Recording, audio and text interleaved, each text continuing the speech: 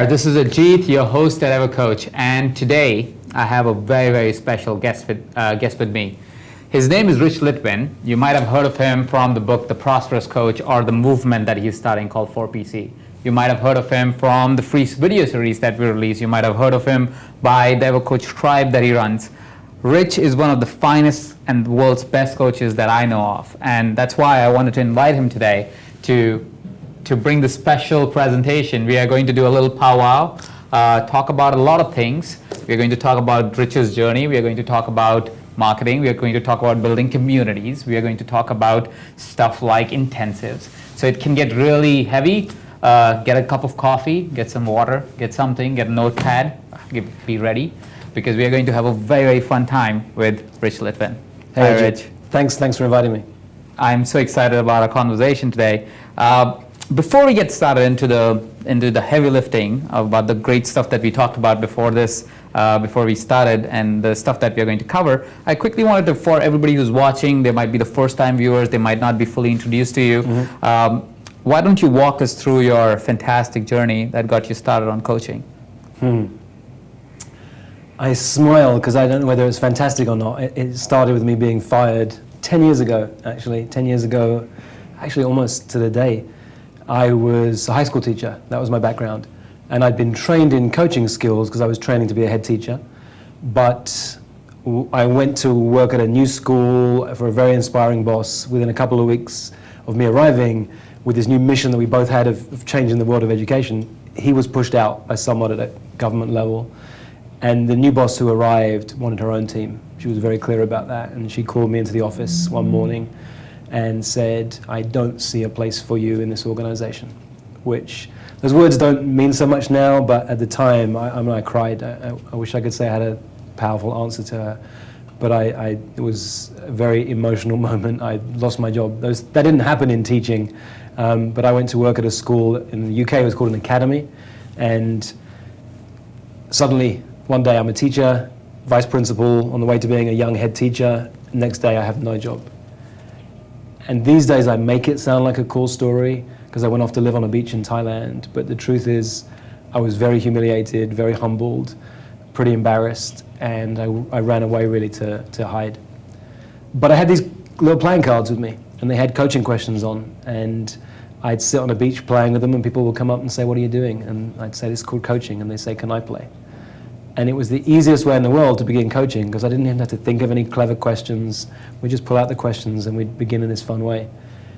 And I remember this moment where this woman came up to me and she said, that conversation we had earlier today, that changed my life.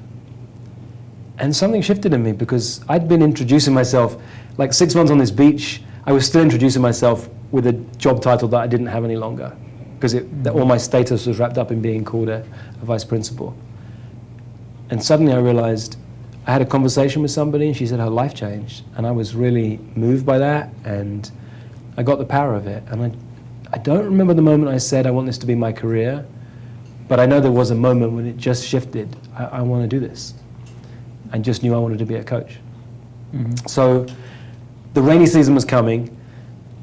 It was time to get out of Thailand, too wet. I thought I needed a qualification as a coach. And the funny piece behind the story is I'd almost run out of money. And then my accountant in England said the tax people have refunded you, what was it? Yeah, they've refunded you some money. And it was just enough to pay for my airfare and the ticket to do a coach training in the United States in San Francisco. I immediately paid for the plane flight and for the ticket for the event, jumped on a plane, arrived in San Francisco, checked my email, and the accountant said, hey, they've said they made a mistake. You don't actually have the money.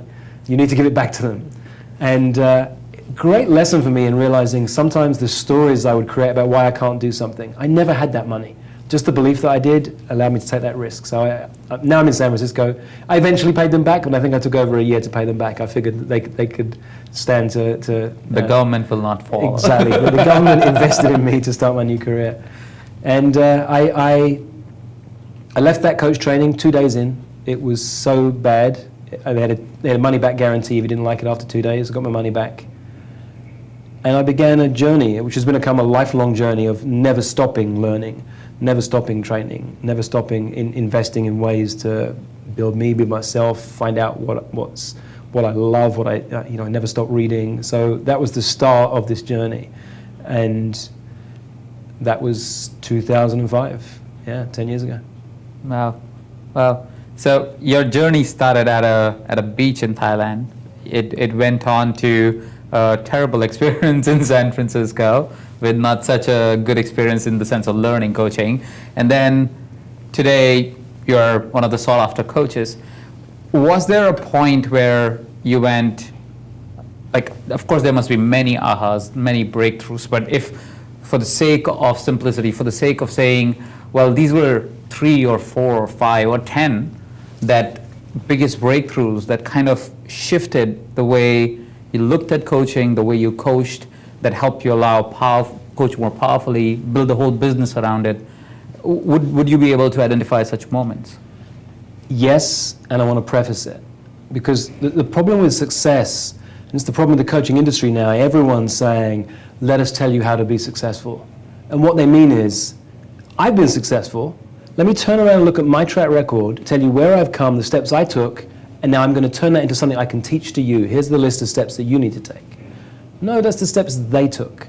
And we don't know the hundreds or even thousands of people who took exactly the same steps and it didn't work out for. So it's really important to me to preface that. There's one principle underneath everything else that I teach at the events that I run, in the book that I wrote, and it's simple, but it's powerful, and it's be you. Don't try and be me. I struggle with trying to be me, so don't you try and be me. Find your own way of doing things. So I can share some insights and some learnings, and throughout this whole session we have today, it doesn't matter. If you're watching right now, you can watch and listen for agreement or even disagreement. Where do I agree with Rich? Where do I disagree with Rich? What do I like? What do I not like? Where can I tear him down? This isn't true for me. Or you can just listen and take it in without trying to hold on to any one piece and see what lands after this is finished. I'm not trying to teach you how to build your business, coach your clients. I'll share what's worked for me. I'll share what worked for the coaches that I've worked with and the community that I lead. But you have to find your own way. That's really clear to me. There isn't any one magic answer. There's no magic bullet. And too many people are searching that. And actually, when you turn on online, it gets very noisy because too many people are saying, we have a magic bullet. So I can share some insights on my journey. Mm-hmm. I guess you took me back, so I'm back 10 years ago right now. I burnt my bridges. I don't recommend it. It's not for everyone. But I burnt my bridges. I knew I was not going back. I had sold a house in England, and I'd sold it at a time when everybody was telling me, don't sell your house, you'd be crazy to sell your house. Nothing safer than houses, they said back in 2005. I won't say I was prescient. I didn't know I was coming with the market. I just knew I wanted that money to do something. And I had my dream house. I just bought this beautiful 3-story townhouse in a little gated development in London. It was beautiful. And I walked away. I just knew there's something more important for me. Sold the house. I knew I'm investing this money to create this next part of my life. Part of the reason I sold my house was to burn my bridges. You know, that metaphor of like, I'm not going back. I knew I didn't want to go back to my life, to my lifestyle. And I don't know if I'm honest right now. This is the problem with tracking back. I can make it sound like a cool story, hey, burn your bridges. Maybe I was afraid. Maybe I was too humiliated by what happened in teaching to want to go back to teaching. There's some truth in that. I don't know. These things don't always come from a great positive mindset. And burnt my bridges. I came to the United States with 3 intentions. I didn't tell anybody this. I said, I want to train with the best coaches in the world. I want to become one of the best coaches in the world. And I want the best coaches in the world to be my buddies and my friends. That was just something I made up for myself. It was just one of those thoughts that I had, and I was very clear about that. And it wasn't like I took action. They weren't goals. They were just, I don't really work on goals. I just have intentions for my life. And that's been the intention I've worked towards and lived into in these past 10 years. And so I guess that's one of the insights, is just being, I knew what I wanted, I knew there was no going back for me. And again, it's not like this is your path, this was mine. Where else should I go? So many insights, Ajit. What else? It's whatever you think. And like you said, and it's very true. And it reminds me of that really great speech that Steve Jobs gave, where he talks about how you can only connect the dots going backwards. There's no way you will actually know this actually works. Yeah. You just go and then you realize, oh, it worked. But out of so many things that you tried, those 5 work, and those 5 are that you recall and you go, well, that was one breakthrough or an idea or something that pushed me towards creating what I've created. So we're just looking for those kind of nuggets. I'll see what comes up. There are some more. Yeah, one that comes up right now is, I'm a people person. I knew when I left high school, when I went off to university, I knew I wanted a job to do with people. I didn't know what it was. And when my first ever job, I was a personnel officer. And I worked in a hospital. And I never understood why I didn't like the job. I found out years later that actually it's very bureaucratic, the hospital system in the UK. And all I was doing was paperwork mainly and a few interviews. But I knew I wanted to work with people. So when teaching arose, it was great for me. I was working with kids, and then I was working with leaders in the school, and that was what, I just loved working with people. And I'm a people person, I'm a connector, I just like people. And I remember when I wrote my book, so I'm fast forwarding now, but I wrote The Prosperous Coach. And there's an endorsement on the front cover from Marcy Shimoff, and she says this is a must-read for every coach. And I get a lot of coaches saying, hey, I've written a book, or I want to write a book. Can you introduce me to Marcy? How do I get something like that on my book? Well, I'd interviewed her years ago when I reached out to her, years before I'd interviewed her. But it wasn't that had her say yes to me. It was, I wrote to her. Her assistant was filtering her email. She's very well known. She helped launch the Chicken Soup books, and so has a big filter with an assistant who checks what emails come through. And her assistant wrote back to me and said, hey, Rich, you don't know me, but when you did your coach training, one of my great friends was in that training with you, and she spoke to me about you.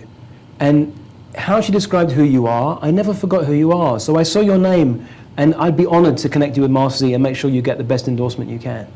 Mm-hmm. Who knew? Like, that was 6-7 years earlier, and I didn't, if I'm honest, even remember her friend.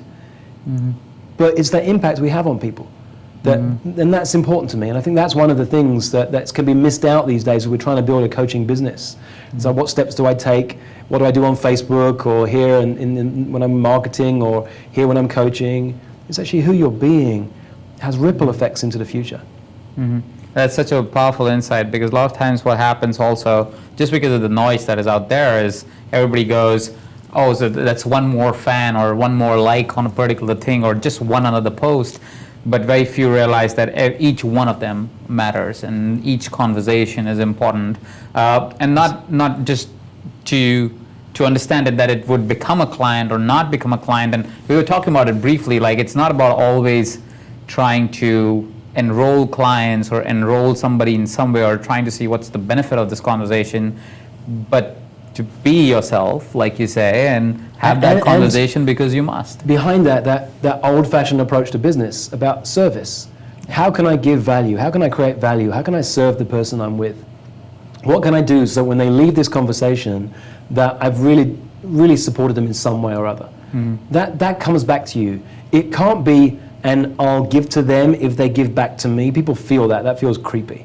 Mm-hmm. But just from this genuine place of, I'm there for you. How can I support you? What do you need? Where can I deliver value, create value for the person I'm with?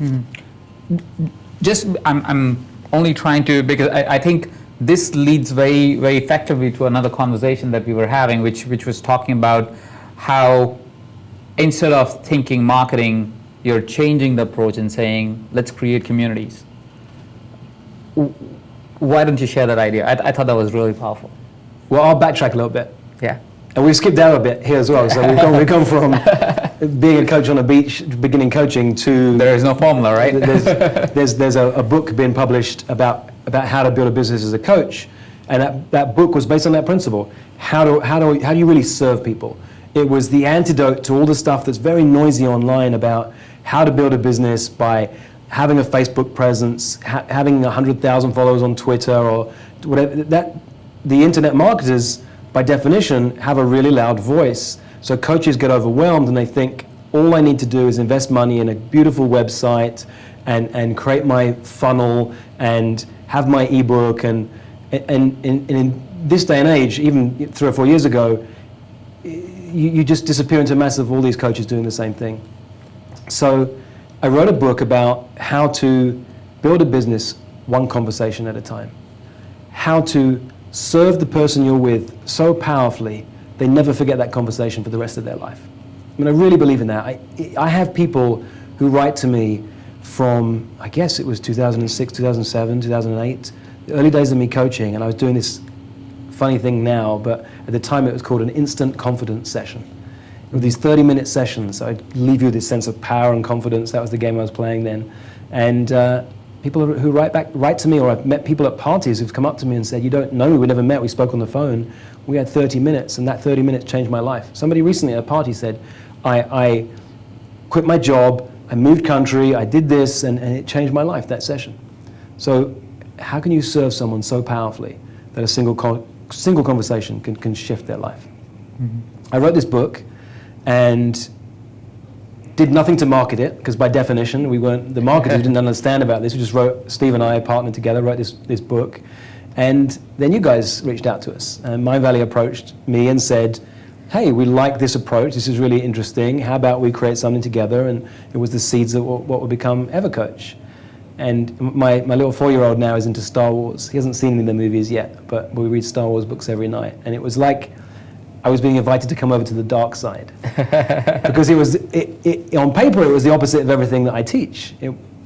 Serve people so powerfully, you don't need all this stuff online to build a business. But I'm a risk taker. I like to take risks, and I'm an opportunity seeker. I don't set goals, I seek opportunities. And I say yes a lot, and then see what happens. So I just said yes. I thought, let's play. I liked you guys. I spoke to you in Vision. I just liked what you guys, I like your approach, I like you. And I said, let's play. And so that's fast forwarded to here, where now we've created this project together that's been really fun for me. I've discovered that actually, for me, there's been a real purpose to partnering with people who understand internet marketing, because it's helped me do 2 things. It's helped me build a community and get a message out in the world. I think this is an important message, and by definition, the guy who wasn't going to do much to market that message and get it out into the world meant it would have sat with a few people. And it's passed on by word of mouth. It really has, this book. I meet people all the time. A guy came up to me at an event on Sunday and said, we know each other. How do I know you? I don't know. I'm sorry, I don't recognize you. He said, what's your last name? Because he knew my first name. I said, Rich Litvin. He said, oh, it's the Prosperous Coach. I just gifted 20 copies of that to people I know. So that's how that book has gone out. But it's been great partnering with you guys. And it's helped me see that I can use things like Facebook to get a message out into the world. I can use an internet marketing approach to get a message out in the world. And so what I've done, without realizing it, is build a community. You know, if I'm honest, I ran away from leadership. I was fired from a job as a leader, and I was humiliated. I remember I just moved into a new office at this new school, and for the first time I put all my books on leadership on a shelf. It was behind me. I was so proud of it, and all the people who would visit my office would look at these books. I had so many. I was a student of leadership for years, and that's what I immersed myself in. And very humbling to 2 weeks later losing that job. I gave all those books away in that moment. It was like, this stuff is either inside of me or it's not. And if I need it again, I know which books to find. And I gave all the books away before I left England. And I ran away from being a leader. But there's a definition of leadership that I like. It's really simple. If you want to find out if you're a leader, turn around and see who's following. And I began turning around the last 3 or 4 years and realizing people are following. And at first it was uncomfortable. At first I didn't want to be this guy who creates this community of coaches. And then I just said, well, people are showing up. Let's see what we do together. Mm-hmm. So building community is I call it creating community. In my book I had these three principles. The deep inner work comes first as a coach. Mm-hmm. You cannot take a client any deeper than you've gone yourself. Mm-hmm. Fearless coaching comes next. Are you willing to say to the person in front of you things that nobody else would dare to say? That's the fearless coaching approach. Are you willing to hide nothing yourself and hold nothing back? And then there's this idea about creating clients, and these 4 parts to it. Connect with people, invite them to a powerful conversation, create magic, really serve them so powerfully, not 25-minute taster sessions. Serve them if this is the last time you're ever going to speak to them, you blow their mind. 2 hours, 3 hours, more, and then make a proposal. And that's the summary, that's the book.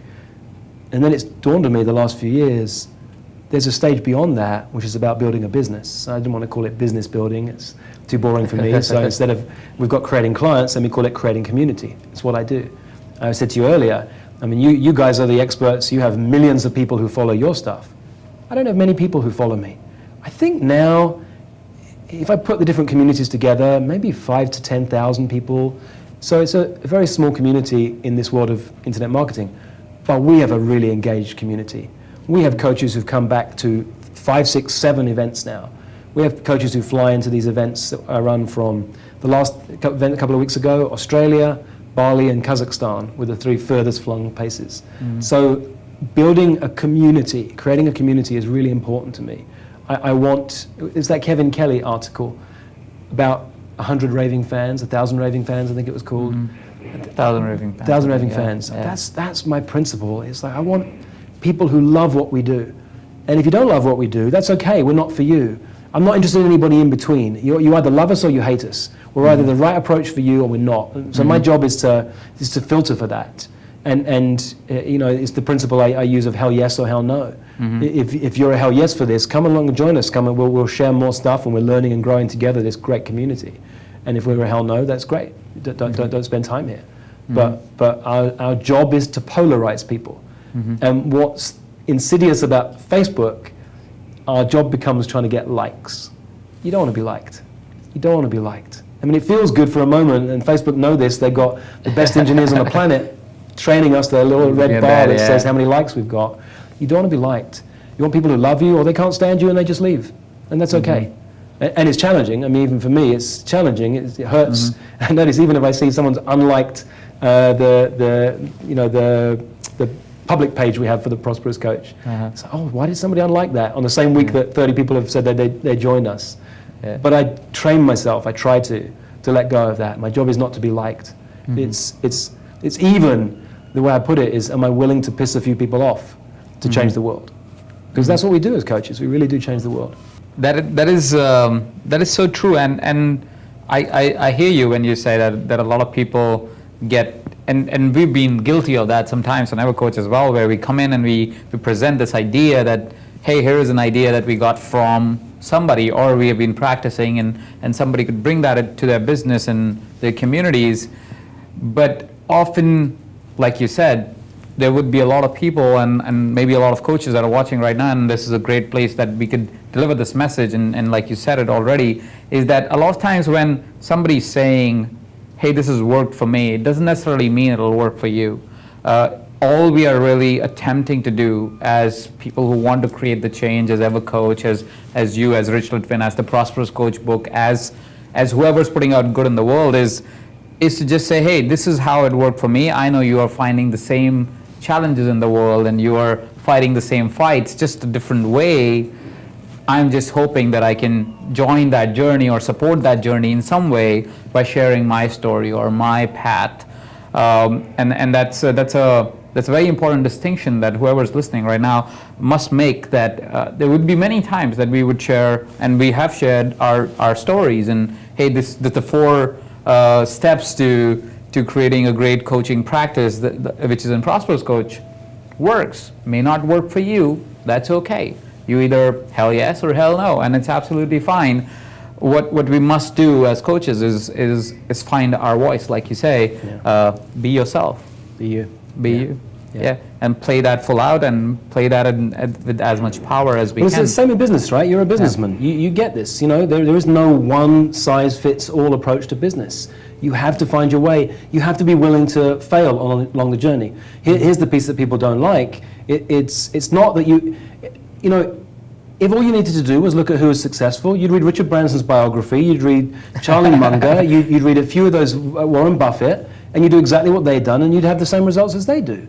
But it's not like that, because they've forgotten some of the things that they did along their journey. They've forgotten the things that didn't work out for them, and they're just talking about the things that did. I was interviewed recently by someone who said, if you went back in time, what advice would you give to yourself 10 years ago as a coach? And I said, I know you're going to hate this because it's a great question and you want this answer for your audience, but the truth is, why would I go back and say anything different? I had to go through the struggles along my journey. Otherwise, how do I know which one of those struggles is where I arose from the fire and became me, and I needed that? I don't know it wasn't just the successes, it was the struggles too that made me. So it's all of that in the mix. One of the things I said to a coach a year or two back when she was struggling with building her business and enrolling people for events and as one-on-one clients, I said, do you realize there's only one reason I'm more successful than you are right now? It's that I get more no's than you. And it blew her mind, because she had it in her mind, it was the opposite. It was like, well, he's successful, he gets more yeses. No, the higher you go, the more you charge, the higher quality of the kind of people I want to work with, the type of people I'm choosing to work with now. I get more no's than I've ever had before. And most people aren't willing to risk that. It's hard getting a no, so they pull back and get 2 no's and they're done. No, this game never stops. I'm always pushing myself. And that is true for any successful business, the coaching business also, and any other business. I mean, we, like you were sharing previously, that it's you were showing a little diagram on your page where you have yes sitting right in the middle of a lot of no's, and you were sharing the idea, and I was like, yeah, of course, on a daily basis, if I think about it, why any business becomes more successful in the digital space as well, or non-digital space as well, is you keep trying, you get a lot of no's, and now it's like the Edison Code, right? I figured out 10,000 ways of how to not make a bulb. Is how I know finally that I'll find a way how to make it. It's almost like that, but people tend to give up. People tend to go, oh, it's not working, but it's right there once you've figured just a little bit more, and you try and you fail and you keep moving forward, and all of a sudden you realize, oh, I'm there at the destination, or at least I'm close enough to the destination, and one day you're exactly what you wanted to manifest yourself to be, or your life to be. So that's a very important thing. Steve put in the book, yes lives in the land of no. I got 2 brothers who are really successful in completely different fields. One works in finance and consulting in the Middle East.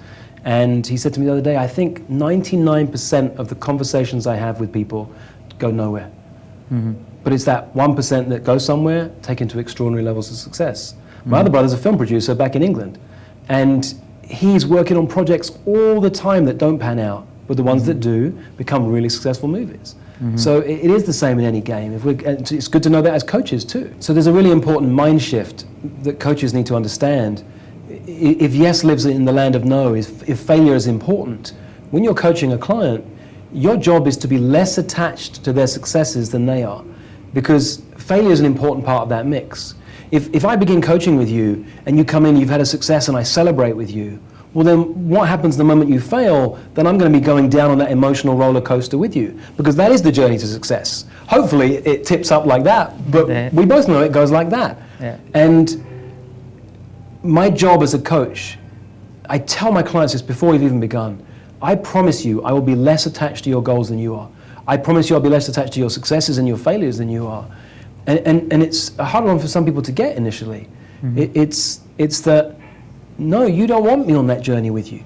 Because there'll be days when you feel great, and if I was celebrating, that would feel good. But on the days when you feel down, if I'm too attached to that, if my self-worth as a coach is whether you're having successes or failures, then you don't want me going on that journey.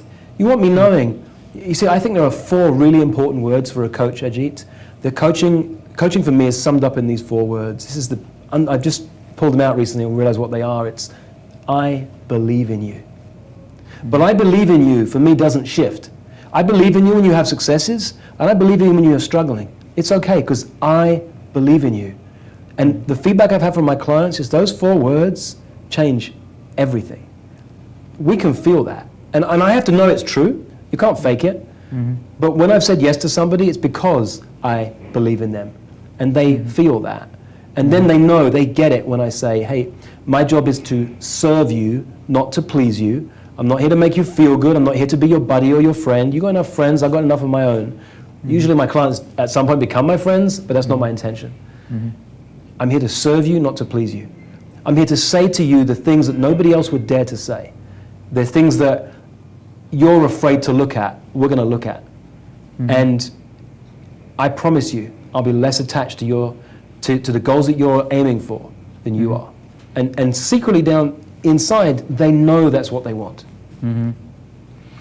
What would you say, because while you were explaining the discovery of I believe in you, I want to deviate a little bit and I want to go towards the conversation of deep coaching, where I know that's one of the things that you really practice, and you've communicated so many times that how important it is. What would you say that some of the most powerful questions that you've asked your clients, you would say, okay, these are some questions for anybody who's listening to ponder on and see if they would want to ask their clients, to be able to go to a journey or some message or statements that will allow coaches to take their clients a little bit deeper. Of course, I'm not, like we already established, it's not a formula. Well, but look, it is something there's a document that consider. we can share with everyone who's watching. I wrote a document about this, a piece where I list 121 of the most powerful questions I know. So I can't answer you quickly, I'd have to go through all of them. I think the key for me is being so present that I'm listening to the words that they say, that I catch that moment when they took a breath and hesitated, and I felt it. So I was willing to pause in that moment and say, hang on, before you move on, let's go there. Or that I saw in the fear in their eyes, or the joy in the corner of their eyes as they were speaking. I'm that present. Or these days, I do a lot of coaching over the phone. I've learned to distinguish in somebody's breath or in a pause that it's a moment for me to pause or for me to ask a question. So the questions itself, look at the list. Lots of powerful questions there. One of my favorite questions is the most simple question. It's, what do you want? And then I follow it up with a second one, the same question. What do you want? And what do you want? And what do you want? Because really underneath it all, I'm digging down to find out what somebody really, really wants. What's their deepest dream? What's their secret dream? What do they really, really, really want underneath it all? Because once we find that out, everything else is on its way anyway. So that's where I want to go. And there's lots of questions I might ask to get there, but that's what I'm finding out. Because from that place, then we've got a mission. Then we've got somewhere to go. Wow. Wow, beautiful. So we will post that question wherever you're watching this video. One more thing that I know that you do really powerfully is to create, like you were saying, you create great communities, bring people together, but also create great, what you call them, intensives. Why don't you tell what is an intensive, first of all, and how does one think about it? I guess if I backtrack, it was a few years ago when I realized it would be fun to get a group of people into a room and work with them as a group rather than just doing work one-on-one. That was the first evolution of that. I used to run something called the Confident Woman's Salon. I started my coaching career working with men. I figured I'd messed up enough relationships that I could coach other men to not make the same mistakes I had. And I used to say I work with men to help them have more passion in their relationships with women. And women used to say, my husband needs that, or do you ever work with women? And it shifted over a couple of years that I worked with more and more powerful women. So my clientele became very, very powerful women. And I ran a group that I used to call the Confident Woman's Salon. It wasn't that you'll become confident by working with me. There was something I got about you. There was this deep sense of inner confidence. And that was fun. But what if we could create a way, once Steve and I had written the book, we said, what if we could create a way to get a group of people in the room, coaches who wanted to learn these principles together? And I forget what year it was now, but we did our first event together. And we filled that event one person at a time. We did exactly the same way. We got one-on-one clients. We said, let's have 50 people in the room. And Steve's very competitive, so he said, let's make it a game. Let's see how many we can each get into the room. And I would speak to people one at a time, and they'd say, I'd say, let me tell you about this event, or they'd ask about it if they'd heard about it, and then I'd say, well, let me just pause you. Instead, let me find out, what do you want? What are you up to in life right now? What's going on in your world? And I would dive down and I would coach them, and I'd spend 30 minutes to 2 hours with that person to find out what they wanted. And at the end of that conversation, sometimes they would say, tell me more about the event. And often I would reply, I don't need to. You know now. You've had an experience with me. You already know. Either you want to be in that room or you don't. I can tell you the logistics, the price, the time, and so on, but you already know. And it was a really powerful way for us to enroll for events, because we just did what we taught in the book. We served people. We practiced this model: connect, invite, create, propose. And it was also easy in the early days, because I love Steve. I would just tell people about him. You've got to be in a room with this guy. He's amazing. And he would do the same. He admires me, and he would talk about what he likes about me, and it's much easier to talk about somebody else than for yourself, and we fill events that way. That was fun. And we used to we'd fill a room one person at a time. You want to know more about what an event would look like? Yeah, I mean, a little bit more. But before we get into there, I love the idea that you just shared, and I know you bring that a lot in your practices. And I was reading, I really cannot recall the name, but I was reading one of Steve's book, the recent one that just came out. Crazy Good? Crazy Good, yes. And he talks about the same principle. I guess you guys have tag teamed on this concept together, is playing a game. I think it's so important. Is sometimes we take business and coaching and everything so seriously, where we just lighten up a little and play a game. So if you could just segue a little bit before we get into actually what happens at an intensive and what does it look like, because I think that's a very important distinction in just looking at the world, because I get to interact with a lot of coaches as well because of Evercoach, of course, and a lot of times these are coaches that are still struggling. These are coaches that are, because that's where the baseline of Evercoach started, right? To be able to help coaches that are in a place where they can use some support. And a lot of times I just realize that they're just way too serious about building their practice. They're forgetting the idea of why they were doing it at the first place, and how to enjoy the process instead of struggle and stress about it. So I'd love for you to ponder on that a little. Well, and this is where the paradox lies. There are a lot of paradoxes in everything that I teach, and it's in the book, because what's true in one moment is not true the next. For some people, they're not serious enough. They don't treat it like a business. They've been to a one-coach training, they think they're a coach, they think they have a right to an entitlement for clients to show up and pay them money. It doesn't work like that. Sometimes you have to get really serious. Steve calls it the blue-collar work of coaching. Are you willing to do what it takes? Show up every day, serve people, make proposals, collect your no's, and are you willing to do that? And then there are some moments when, there's even a word for it, right? Gamification. And are you willing to make it fun? Are you willing to play games? Steve and I used to have a competition, and sometimes we'd track our minutes. How many minutes did we spend today serving people? And we had that competition for a while, and we'd fill an event that way. Just get, how many minutes do you spend actually serving somebody? Not on Facebook, not writing blog posts, actually serving somebody. There's some games we play in Evercoach, right? There's the 100 Powerful Coaching Conversations game. It's a great game for a new coach. If you're new to coaching, you need to, I call it coach your ass off. Well, I used to, but I found Facebook doesn't like that word, so coach your butt off. Yeah. But you got to break the back of coaching people. So I'll often give a client, if they're a new coach, a challenge of, you've got 30 days to schedule 100 powerful coaching conversations. And they freak out when they hear that. That's crazy, it doesn't even make sense. How could I do that? I say, you don't have to do them all in the 30 days, but you've got 30 days to fill your calendar, and it might go into the next 2 months ahead, of powerful coaching conversations. And it's surprising that if somebody takes that on as a challenge, that you can do it. You can reach out to people and you can fill your schedule with powerful coaching conversations, and then you really do. You serve your butt off. You spend 1, 2, 3 hours with somebody, and you serve them so powerfully that they'll never forget that conversation for the rest of their life. And by the time you've done 100, you have in you something that most coaches don't. You have a sense of, if people spend time with me, their lives change. You have this deep inner sense of confidence, and that's really key for a new coach. So that's a great game to play if you're new to coaching.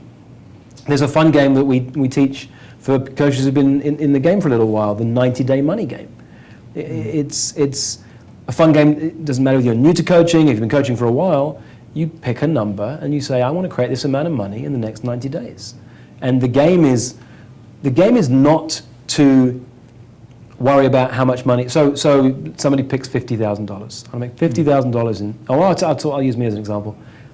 I played it for the first time. I don't remember which year it was now, but I remember the number. was $22,000. I thought, I want to create $22,000 in 90 days, and it seemed impossible at the time. Michael Neal, who was my coach at the time, told me about the year he had when he said he wanted to make $1 million for the first time. He got his son to draw a picture of Dr. Evil. And he said, I'm going to color in a different part of his face for every $100,000 I make this year. And by the end of the year, he'd made his $1 million, $100,000 at a time. For me, it was $22,000. This seemed crazy in 90 days, but it became a game. And I tracked every penny that came in. If I got a tax refund for $5, it went on the list. Every penny I made. And it went onto a big sheet of paper with a big picture. I remember once I was filling an event in London. I think we had 50 seats. I drew a red double-decker bus, and I colored in every window for a seat being filled. So it is about making it fun. What games can you create? That 90-day money game is extraordinary. The results that people in Evercoach who play it have created thousands and thousands, hundreds of thousands, some cases, dollars, just by playing a game. Yeah, I remember you told me a story about Christina, if I remember the name right. Christina Berkeley, yeah. Who came as a new coach, or at least a coach that was struggling at that coach time. who'd been coaching for years and not making much money. Yeah, and then she played the game and she completely turned around her business. It was fantastic. She made 40 grand the first time she played it. It blew her mind. She played it a second time and made, I think, 80-something thousand dollars the second time around. Now, again, it's not a formula. It's not like, hey, if you play it, you're going to make that money. Christina worked her butt off. She played it as a game and was willing to get no after no, found ways that she struggled, rode those waves along the journey, and learned to play it and had fun with it. And we've had lots of people who had real success on that game. It's amazing. I play it at my intensives. I will often give a challenge on the first day over a lunchtime. I don't know how much I should say now because I normally keep this a secret. Well, let's play. I shock people, and again, came to me from something Michael and Steve taught me years ago, but on the first lunch break, on the first full day of an event, I'll say, you have a challenge, and often the challenge will be, go out and make some money. Come back after lunch and show us how much money you've made, which terrifies some people. Some people hate me, some people, it's just a horrible moment, like, what am I going to do? And then I tell them, but here's the thing, when you come back, I want to hear, how many no's did you get? How did you fail? What mistakes did you make? And that's what over a lunch. Over lunch, 2-hour lunch break, go and make some money. So start playing in your own mind right now. How would you do that? If I gave you that challenge right now, if I gave you that challenge, what would you do? 2 hours, come back, press pause, come back in 2 hours and check in. Well, Teo Alfero is a member of 4PC. 4PC is the 4% club that I run for the top 40 of the top 4% of coaches. Teo came to an event 2 or 3 years ago now and came back to an event the other day and stood in front of the room and told him what happened. He said, you gave me that task, I was in the room, and he has a non-profit. He actually has a wolf sanctuary.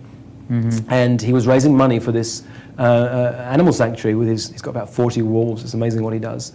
And he said, I went away, I thought, I'm not going to do this isn't my thing. He said, I found excuses to procrastinate for about an hour and a half, there's 30 minutes left. He said, I hated you, I was not going to come back, and then he thought, fuck it, what have I got to lose? He spent the next 30 minutes making 3 phone calls. On each phone call, he asked for $1 million for his wolf sanctuary. 2 people immediately said no. The third person didn't reply, they didn't pick up, he left a voicemail. He hasn't heard from them to this day. But he said something shifted in him in that moment when he made that third call. And what it was, he said, I realized I can ask for anything I want, and I'm willing to ask for $1 million. And a no is okay too. He came back a year and a half later, he'd raised $3 million for his Wolf Foundation. Amazing. And it's that principle, realizing that failure is part of the game. Are you willing to fail? Are you willing to make mistakes? When you are, everything will shift. Most people are not. Most people are not willing to hear one no. And I get it. It takes me back to my dating days. When I was dating, one no from a girl, and I was crushed. It was terrible. So I get it. But that willingness to fail, that willingness to receive no's, to hear them, and just know that I need more of them. No, I hear you. Let's circle back to the intensive part, because you already touched upon that a little bit. Would love to know what is it that happens. I mean, you briefly said there are definitely challenges in there, games that people would play. I call them intensives for a reason, because you said to me earlier, you said, it's normally an intensive, isn't it, when it's one-on-one? Not in my events. My events are designed to be coaching experience from the moment you walk through the door. Almost always we start on a Thursday or Friday night, and we call it vulnerability night. And vulnerability night is about doing the deep inner work as a coach and understanding what it takes to be vulnerable, to take a risk. So often one of the first things I'll do is I'll tell people that their job is to introduce themselves to other people in the room with this sentence: what I don't want you to know about me is. What I don't want you to know about me is. So just think about that for a moment. Just take that in. Like, what in this moment don't you want me to know about you, Ajit? And I'll tell you, what do I not want to tell you? Because if I'm willing to go to that place, I'll play it right now, right? I'll get real for a second. Otherwise I get too in my head. All right, I'll be real. I launched 4PC last year, the 4% Club, this group of extraordinary coaches. And we had 30 people doing this amazing journey this year, great results. And now I'm in this place of wondering, have I set the bar too high? How do I get this message out in the world? There's a little bit of fear in me that I might not be able to get the right people in the room. And I don't want you to know that. I want it to sound like a great story. I want it to sound amazing. And I can do. I'm biting it back because I want to tell you all the great stuff about it. But the truth is, I wonder sometimes, I wonder in this moment, have I pushed myself too far? Have I stretched myself to a level where I'm at my own edge? That's what I don't want you to know about me. That's what I don't want to say out loud right now. Yeah. Oh, you want me to share one too? It's your call, man. It's your call.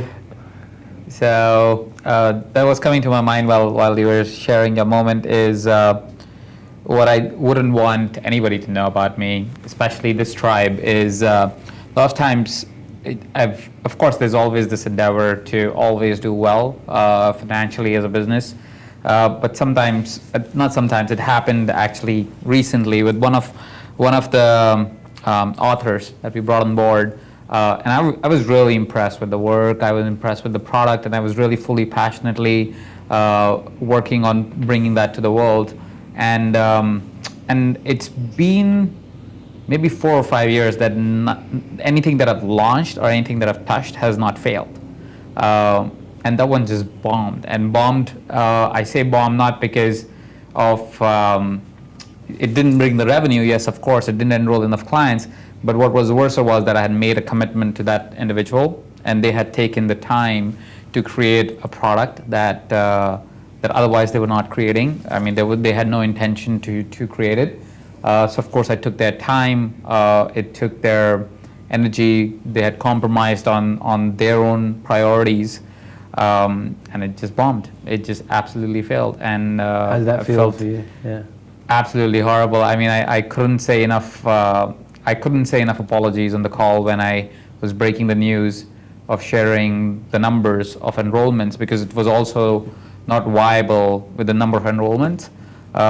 But what was beautiful about the whole experience was while I was apologizing and I was coming from a complete place of saying I would do anything to make up to that, the person or the author was kind enough to say, hey, it's okay, I understand that it happens and it didn't work, it's fine, don't worry about it, we'll still deliver the quality of product that we promised.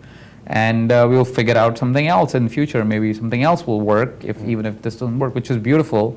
To learn somebody just being so kind and saying, let's contain the experience, it doesn't matter if it's not financially viable or however you want to say it, impact viable even, because it wasn't as many individuals that were supposed to be in the program. So I wouldn't want anybody to know that, especially on this tribe, because this is coaches, and we help coaches to become better. And it was a failure after a very, very long period of time, because at least marketing and business wise, I've not lately not failed at anything. In my starting years, of course, I was failing all the time, but lately I thought I knew everything, and then it just bombed, and it was a very humbling experience.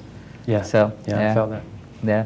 So we feel it, right? We just got real with each other, and we feel it, and that for me is part of an intensive, finding a way to get the people in a room to be real with one another. Mm-hmm. So we can always talk about our successes, what we've done in the world, that will come, but just that place of just being real and what's really going on. And then we can just breathe a sigh of like, oh yeah, You're you, I'm me. We're just two people on this journey, and ups and downs and wherever we go. So, and that's intense. We live in a world where we show this face to the world, and this face is what I want you to know about me, not what I don't want you to know about me.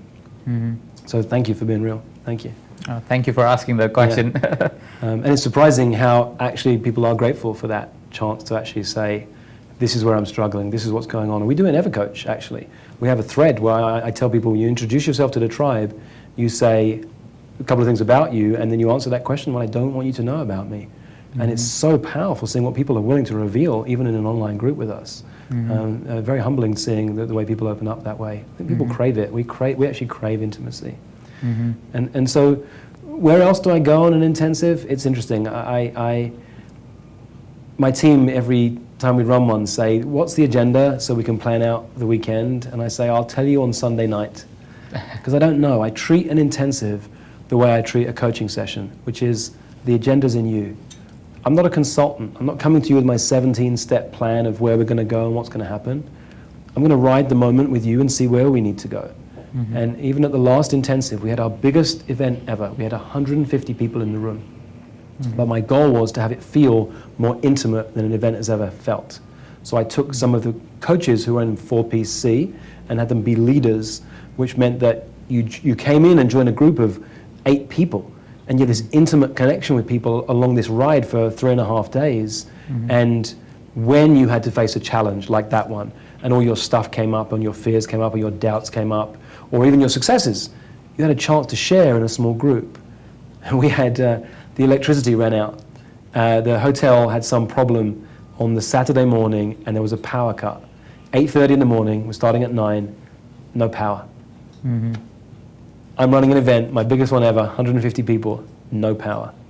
No sign of the power coming back on either. They've got no clue what's happening. So I realized, be careful what you wish for. When you say you're running an intensive, you're running an intensive, you're in it. And it's just my willingness to go on that journey too. I know that it was made a more powerful event because the people in the room watched me go on my own journey. I try not to hide what's going on for me, where I had fear, so where I have doubt. First of all, I said, well, we've got our small groups. Let's meet in the lobby, there's light there, we'll have our small group meeting, 30 minutes, by 9:30, must be power back on. 9:20, we do a check-in, no sign of power. Okay, you know what? People's eyes are climatized. When the doors are open, I realize that people can see me on the stage. Doesn't matter if I can't see them so well, their eyes are climatized. I can do something. So I sit on the stage, there's no mic, but I've got a loud enough voice, I know how to command a room, and I start teaching, and then I bring someone on the front to start coaching with them. What I hadn't realized, of course, is no air conditioning. And it's hot for me to be in front of a room and feel a lot of people's attention on you. You're sitting literally on a hot seat. And I started to sweat, and then I started to sweat some more, and I'm feeling uncomfortable. And nobody can see this because it's dark, and there was a moment I had to call to my team, somebody please throw me a towel. I need a towel. I am just too hot. I'm sweating too much. And the electricity came back on again.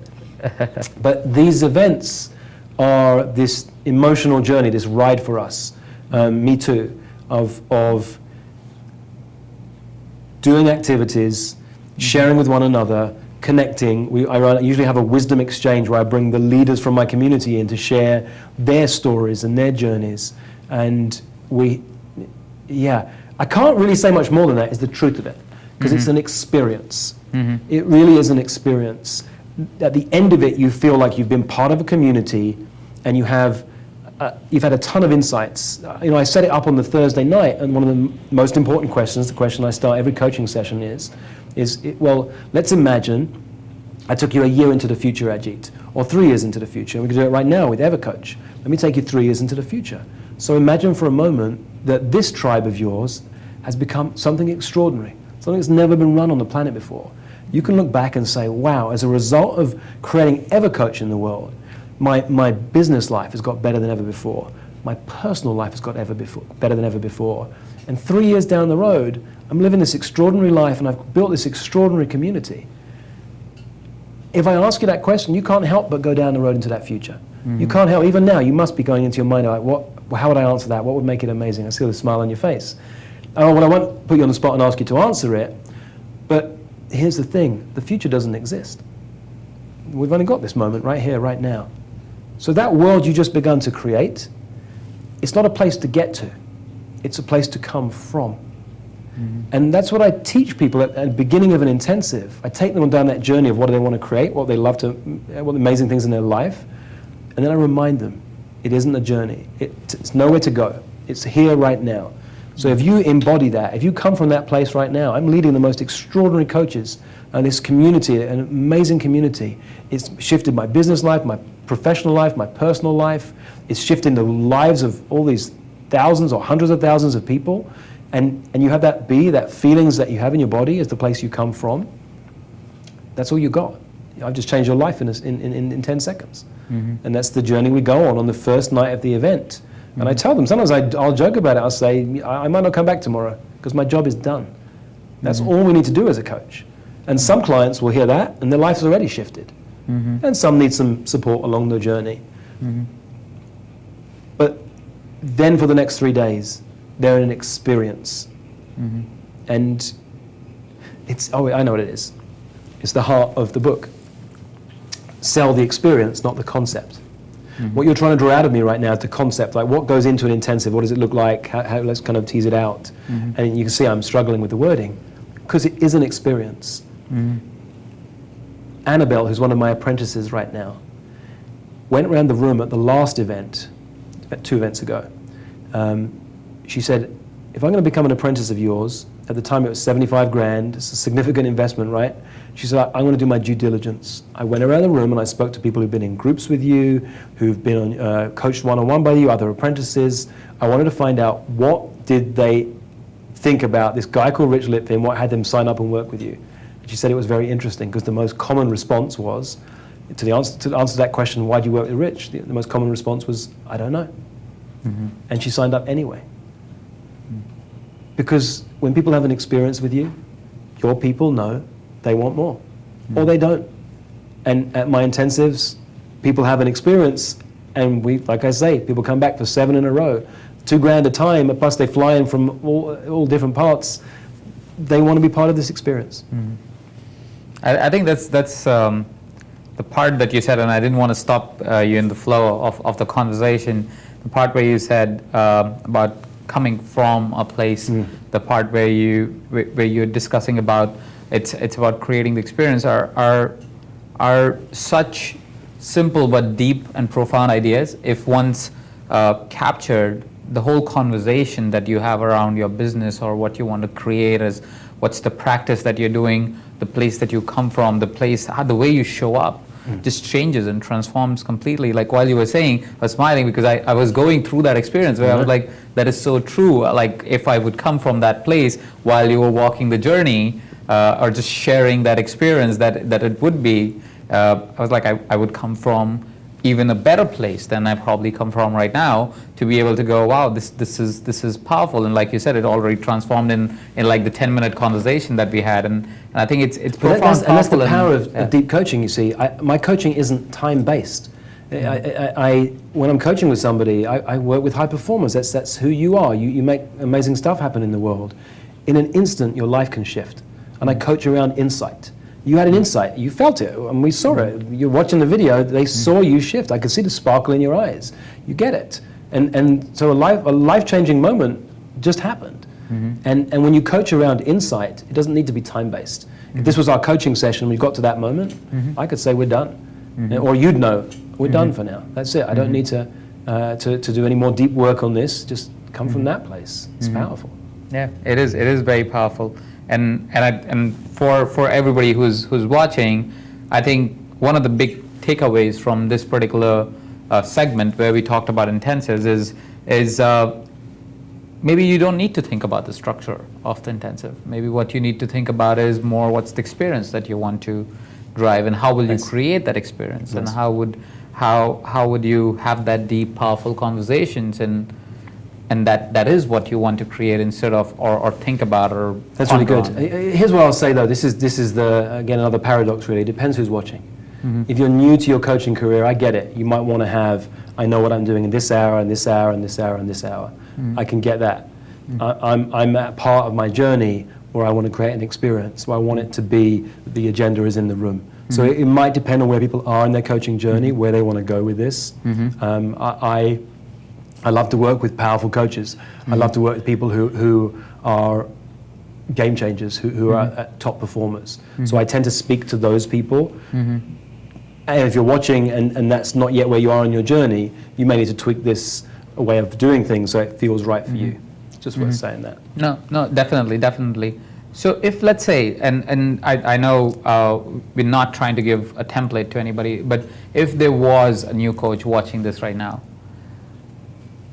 what would you suggest that they think about? If not directly work with the experience and say, let's create the structure based on the experience we want to create, just to feel more confident, more comfortable, because you're walking into a room, maybe you're not events. For event or an intensive, which is one-to-one, whatever way, but something that they can go, okay, so this may be a way to think about it.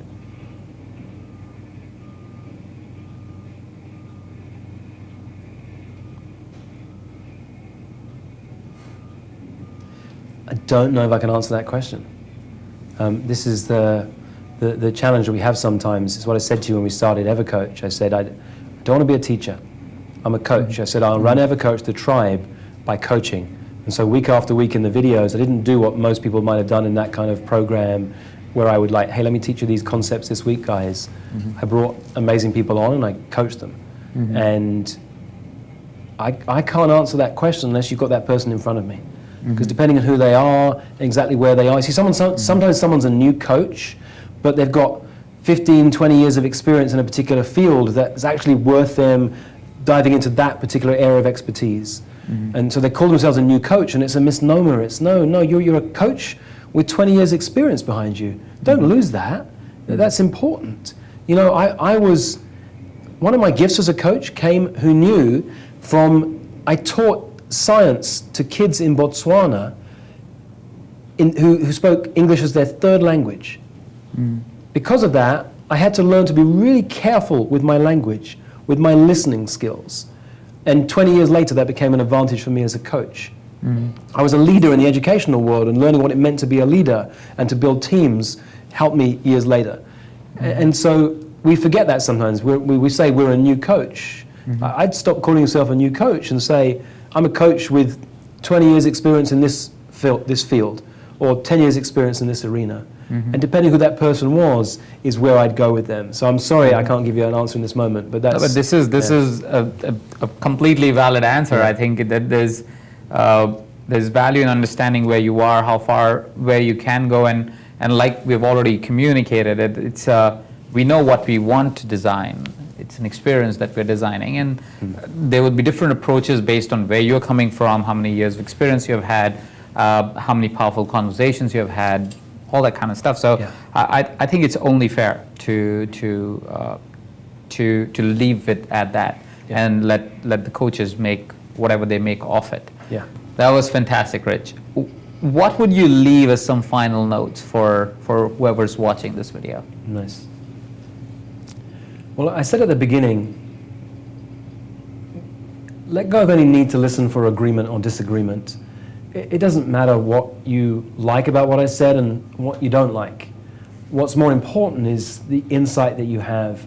You know, I used to pride myself when I read a book that I'd finish every book I ever read. I'm an avid reader, and as a kid I've finished every single book. These days that doesn't matter to me. If I get one insight out of a book, I'm complete. And sometimes I'll keep reading and sometimes I won't. What's the single biggest insight you got from this conversation today? And then here's the key. How do you apply it? At my events, I tell them before we leave that I believe in something called the Monday morning at 9 a.m. test. What's one thing that on Monday morning you're going to apply in your life, your relationships, your business, your community that you've taken from this intensive?